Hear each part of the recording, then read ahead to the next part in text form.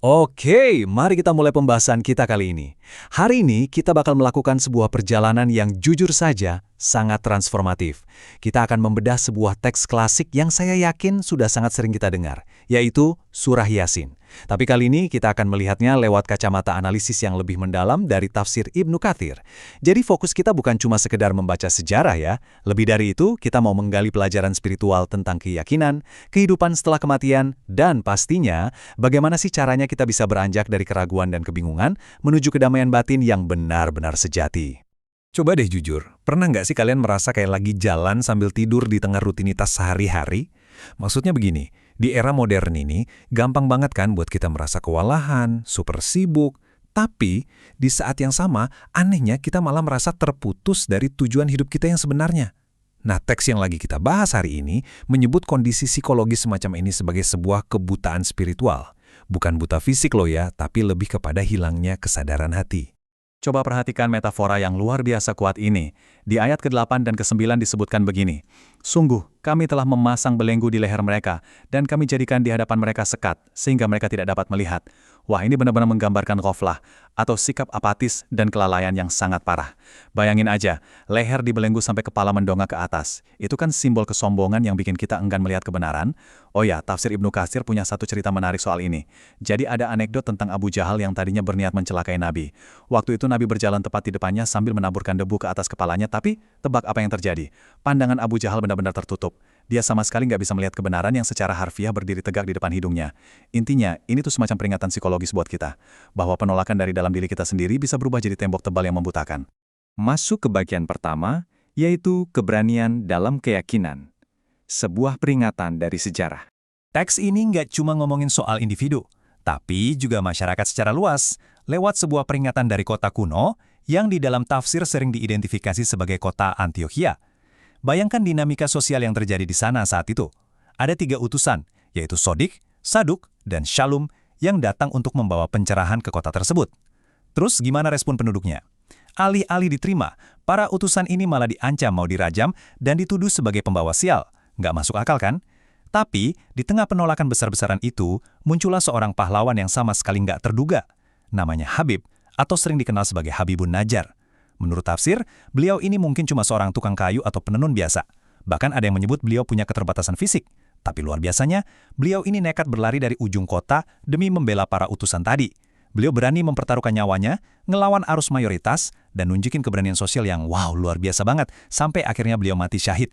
Dan yang bikin merinding, setelah Habib dibunuh oleh kaumnya sendiri, apa yang terjadi selanjutnya itu sungguh di luar dugaan. Di ayat 26 dan 27 beliau malah bilang begini, "Alangkah baiknya sekiranya kaumku mengetahui apa yang menyebabkan Tuhanku memberi ampun kepadaku." Bisa bayangin nggak? Bukannya marah atau dendam, beliau justru memancarkan empati yang sangat dalam. Di sini, beliau berhasil ngegabungin keyakinan spiritualnya dengan kebesaran hati yang tiada tara. Bahkan setelah dibunuh pun, beliau tetap pengen kaumnya itu dapat hidayah.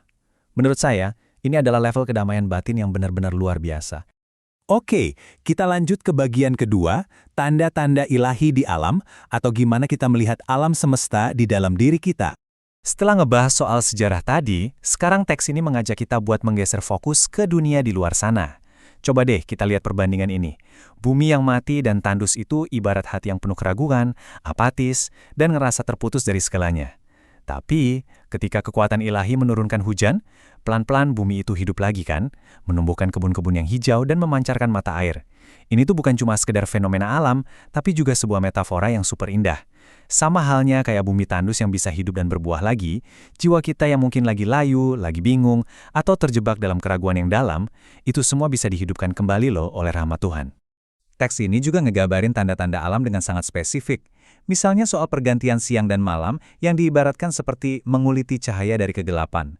Keren banget kan bahasanya? Terus ada juga orbit matahari dan bulan yang bergeraknya tuh presisi banget.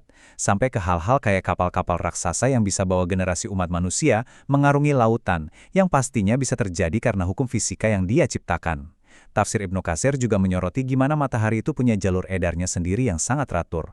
Kalau kita benar-benar merhatiin keteraturan alam dan pergantian musim ini, wah, harusnya sih itu bisa numbuhi rasa syukur dan kesadaran yang dalam banget ya, tentang betapa maha besarnya penciptaan ilahi di sekeliling kita. Nah, Dari semua itu, poin yang paling krusial adalah konsep kun fayakun. Di ayat 82, artinya kurang lebih, jadilah, maka jadilah ia. Ini adalah bukti nyata dari kekuatan mutlak dan kehendak ilahi. Bayangin betapa mudahnya alam semesta ini bekerja di bawah kendalinya. Kalau kita benar-benar meresapi realitas ini, jujur saja, segala kekhawatiran kita itu pelan-pelan bahkan pudar.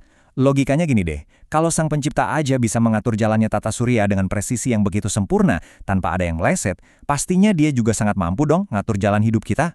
Memahami hal ini tuh ibarat nemuin kunci buat dapetin kejernihan dan kedamaian pikiran. Sekarang, kita masuk ke bagian ketiga. Realitas dari sebuah akuntabilitas. Gimana kita meninggalkan jejak? Oke, mari kita tarik tema-tema kosmis yang megah tadi, kembali turun ke realita kehidupan kita sehari-hari. Coba benerin ayat yang satu ini. Bener-bener bikin merinding. Sungguh, kamilah yang menghidupkan orang-orang yang mati, dan kamilah yang mencatat apa yang telah mereka kerjakan, dan bekas-bekas yang mereka tinggalkan. Maksudnya apa? Artinya, setiap tindakan kita, sekecil apapun itu, semuanya tercatat rapi dalam buku catatan ilahi yang jelas, yang kita kenal sebagai Lauh Mahfud. Kita ini nggak hidup dalam ruang hampa, kawan. Setiap hal yang kita lakuin, pada akhirnya bakal dimintai pertanggungjawabannya. Kata kunci yang perlu kita garis bawahi di sini adalah atsar, yang berarti jejak kaki atau warisan yang kita tinggalkan. Tafsir Ibnu Katsir ngebahas ini dengan satu cerita yang sangat relatable tentang suku Bani Salamah di Madinah. Jadi waktu itu, mereka ini tinggal agak jauh dari masjid, dan mereka niatnya pengen pindah supaya lebih dekat. Tapi tahu nggak apa respons Nabi? Beliau menahan niat mereka dan bilang begini, "Tetaplah di tempat kalian. Niscaya langkah-langkah kalian akan dituliskan pahalanya." Wow, ini bermakna banget. Artinya setiap langkah fisik kita, setiap keringat dan usaha yang kita keluarin, dan setiap jejak sosial yang kita ukir di dunia ini, semuanya punya resonansi yang abadi. Terus gimana praktiknya? Kita sampai di bagian keempat. Langkah-langkah menuju hidup yang penuh kesadaran, atau ngebentuk karakter harian kita. Dengan semua pemahaman tadi, pertanyaannya sekarang, gimana sih cara kita nerapin ini di kehidupan sehari-hari ya? Tenang, teks ini sebenarnya udah ngasih kita pantuan praktis kok. Langkah pertama, cobalah buat lebih sering mengamati tanda-tanda alam. Hal-hal sederhana aja kayak ngeliat matahari terbit, ngerasain rintik hujan, atau ngeliat tanaman tumbuh. Jadikan momen-momen itu sebagai semacam pengingat buat ngebangun rasa syukur kita tiap hari. Langkah kedua, tunjukin keberanian di lingkungan sosial kalian. Ingat cerita Habib tadi, jadilah seperti beliau. Jadilah suara kebenaran, nggak peduli walaupun kalian ada di posisi minoritas. Dan yang terakhir, langkah ketiga, selalu luangkan waktu buat introspeksi diri soal akuntabilitas. Sadari betul bahwa setiap detik yang berlalu, kalian itu lagi nyetak jejak kaki yang sifatnya permanen loh di dunia ini. Ngomongin soal jejak kaki atau warisan, tafsir ini juga ngutip sebuah hadis terkenal yang masih nyambung banget sama ayat tadi. Hadis ini menyoroti 3 kebiasaan luar biasa yang jejaknya bakal terus ngalir ke kita, bahkan setelah kita udah nggak ada lagi di dunia ini. Apa aja itu? Pertama, sedekah jariyah atau amal yang manfaatnya terus berjalan. Kedua, ilmu yang bermanfaat buat orang lain. Dan ketiga, anak soleh yang selalu doain kita.